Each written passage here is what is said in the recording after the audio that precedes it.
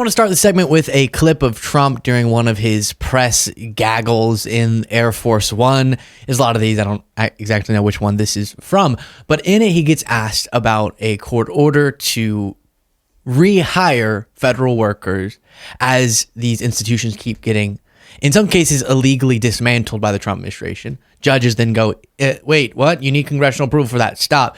And then the Trump administration many times has gone, oh, we don't care. We don't think there should be as many checks and balances as our Constitution demands, which is an extremely dangerous prospect. And it's all motivated based off of this twisted view of what it is that the quote unquote bureaucracy does. So we'll get to that. For this discussion, before playing that clip, I have with me Brittany Page. Hi, Luke. Remind people at the top if they appreciate what they see and hear in this segment where they can support your work. Right here on YouTube. I am Brittany Page. I host The Page Perspective. You can search my name, click in the description below where Luke has so generously linked to my channel. And I appreciate you having me, Luke. Absolutely. So an important segment here. Let's start with this clip and then we have much more to discuss. Do you plan to comply with the judge's order regarding rehiring the federal workers? What are you talking about? The Clinton appointee judge that ruled that the federal government has to rehire the fired federal. Did you see that was a bad bump clip? Yeah. It's not this one. Yeah. Bad bump. Well, I think it's absent. I have nothing to do with that other than I heard about the decision. I think it's absolutely ridiculous. Absolutely. It's a judge that's putting himself in the position of the President of the United States, who was elected by close to 80 million votes. And you have that. You're having more and more of that. It's a very dangerous thing for our country. And I would suspect that we're going to have to get a decision from the Supreme Court. But that's a very dangerous decision for our country. And these are people, in many cases, they don't show up for work. Nobody even knows if they exist. And a judge wants us to pay them even if they don't know they exist. If they exist. And I don't think that's going to be happening, but we'll have to see. So as articulate as ever, but this is in line with something I've been talking about a lot on the show, which is a really dangerous phenomenon among the Republican Party. Now Congress getting involved. We talked about Mike Johnson saying we may have to go and figure out ways to defund and impeach a judge if they rule against Trump, which again is the ability for the judiciary to check the executive is fundamental to our system, and they're brazenly attacking it. His language was softer there than some of the stuff we've seen from recently, which is going even further. But I've addressed that a bunch, the dangerousness of that. I want to talk about in this segment, what Brittany has brought is the ideology that justifies this. Oh, we can illegally dismantle the government, fire all these people, and shut down agencies, USAID, the Consumer Financial Protection Bureau, the Department of Education, etc. because of what? Set up the next clip for us, Brittany. Well, they feel like, you kind of heard it at the end there when he was talking about how federal workers don't even show up to work. And it's almost similar to what we hear with the lies about Social Security, right? That there's dead people, there's people who are, 200 years old that are collecting Social Security, that they need to root out this waste, fraud, and abuse, quote unquote. But like you heard him at the end there say that judges want federal workers to get paychecks even if they don't exist. It's just blatant lies. And this is a pattern that Trump exhibits when he's talking about federal employees.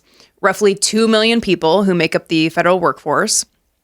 80% of those people are outside of Washington, D.C., so they're affected all across the country.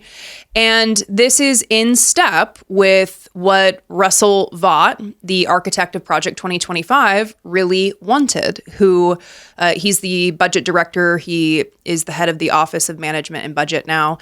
And that was in the first term and in this term. And he was revealed to have talked about federal employees, what his plan for them was as the architect of Project 2025.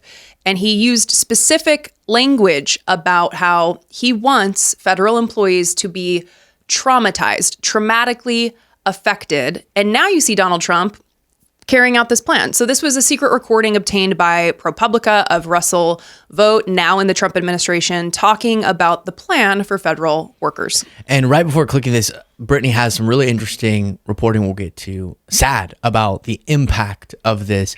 But first, here's more context. We want the bureaucrats to be traumatically affected. We want, when they wake up in the morning, we want them to not want to go to work.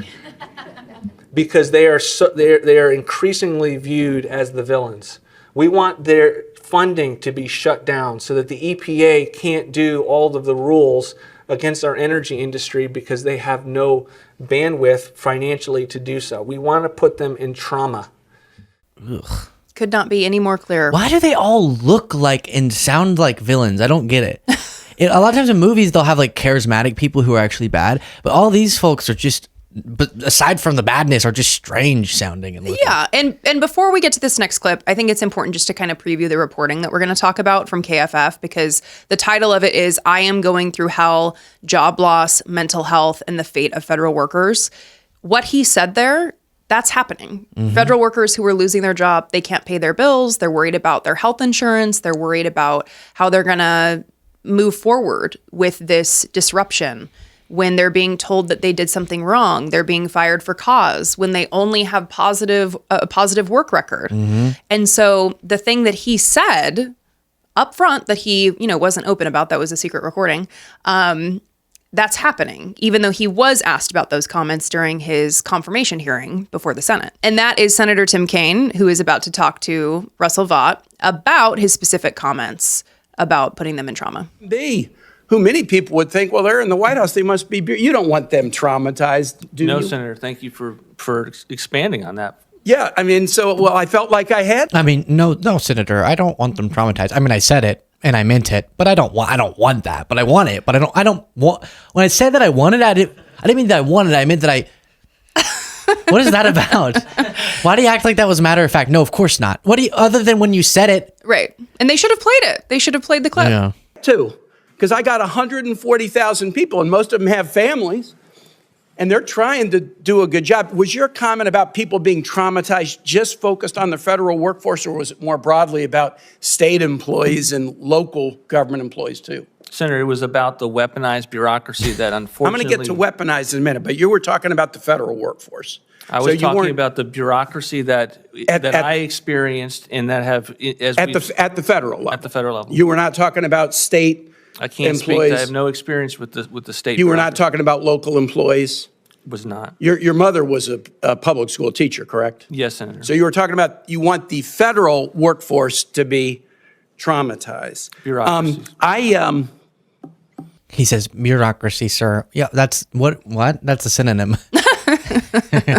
I think that's what Tim Kaine was getting at. Unfortunately, Russell Vought.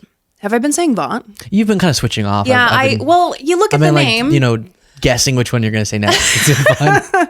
Okay, I'm glad it's turned into a game. I do both too, though. Okay, Russell Vought, the proper way to say it. He got confirmed, even though he's a liar, like so many of them. So it's disturbing though because of the impact. They are traumatized. He got his wish. He got his intended goal, like many of the things with Project 2025, actually. The Trump administration, while denying at the time during the campaign that they didn't know anything about Project 2025, is just miraculously implementing everything about Project 2025, including putting federal workers in trauma. And that's what this article covers. It's impacting their mental health. They talk to workers who are making appointments with psychiatrists to get medicated because they can't get out of bed. They're losing hope in humanity. They talk about being anxious to pay their bills, whether they're going to be able to afford college for their kids. In this article, they talk about studies that show unemployment can obviously increase depression, anxiety, suicide risk. Couples fight more frequently. Divorce rates can increase. Obviously, the cruel system that we have, your health insurance is tied to employment. So you lose your job, you lose your ability to go to the doctor. What if you're in the middle of cancer treatment and you lose your job? This is a significant trauma that they don't seem to care about. And what's so insulting too is, all right, if we all acknowledge if a job became unnecessary or if we had too many staff members in a particular department, and then people had to be phased out. That's a fact of running an organization. What's happening here is there's no regard for people's lives in that sense because they didn't give advance warning, give enough time to prepare people for such systemic change. And as you referenced with the positive performance reviews and the people citing the impediments that they are experiencing in accessing benefits and getting the resources from federal programs because of these cuts. And they've done it all in such a sort of childlike, again, I referenced that memo that was written by Vote Russell here, which explicitly said just across the board, we want 4 out for 1 in. But what if a department like the FAA, what if an organization, an agency in our government actually needs more staffing? It's such an immature and irrational approach. But what's the real reason they're okay with that? Because then it gives them more justification for their argument that the government can't do anything. You dismantle these organizations, Right. and they're not functioning well. You can then foster more in the minds of Americans the belief that these federal agencies can't work. Let's just get rid of them, privatize. But if they were properly invested and properly staffed, they can actually, it depends on the area, but in many cases do jobs that people are satisfied with. Yeah, and it's scary because it is a cycle that they're intentionally creating, and hopefully people can see through it. I mean, hopefully the number of people that are being affected by these layoffs, that's going to be able to convince people that Donald Trump is not benefiting them, because it's not just the federal workers, right? It's the people that rely on the jobs that those federal workers did, but it's also the people in these families, right? And the stress for people who are still employed, actually wondering, am I next?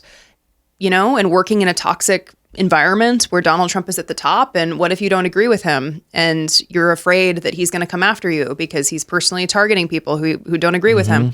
I mean, there's just so much to this. And also, we have to acknowledge that a lot of people took jobs in the government for stability, right? A lot of times you can go into the private sector, you can make more money.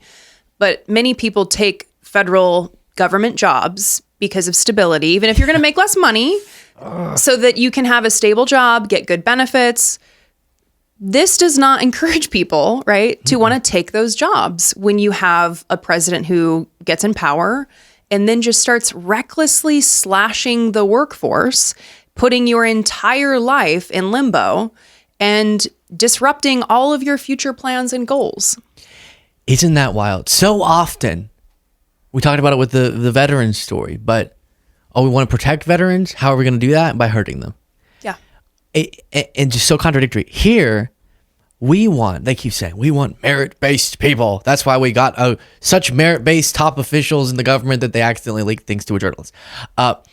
We want merit. We want the federal workforce to only be staffed with the best people. Do you think the best people are going to want to work in an environment where there's this sort of chaos and instability? Because to your point, I know people personally who took a federal government job because even though they knew they could make more money pursuing something in the private sector and had outstanding offers to that effect, they thought, well, the stability that comes with such a job, and as you said, the retirement benefit, that I'm going to invest my life and my time here, setting aside more money because of that. They've just taken that variable away, and are making it less likely that the good qualified people would want to stay or join onto these important jobs. So it's another part of your point that it's that self-reinforcing cycle, right? It's just another way that they are convincing people that the government doesn't work, because more people are going to be fearful about taking those government jobs as well. Yep. So, I mean, any way you look at this, it's disturbing. And to know that this was the plan going in, that they wanted to harm people, they wanted to cause pain for people that work for the federal government, and that we knew about this before, right? Yeah. And it didn't stop Donald Trump. It didn't stop Russell Vote from being guess correctly from being confirmed. Well, did you predict I was going to say it right that time? Okay. Yeah. So it's just concerning all around. It's disturbing all around. And there's probably people watching this who are federal workers who have lost their job. Right. And absolutely. it's disturbing to think of the ripple effects in communities and families, because it's not just one person who's impacted. It's a whole bunch of people. Tell people about, you recently did an interesting interview with an author. I did. Tell people about that and where they can find it.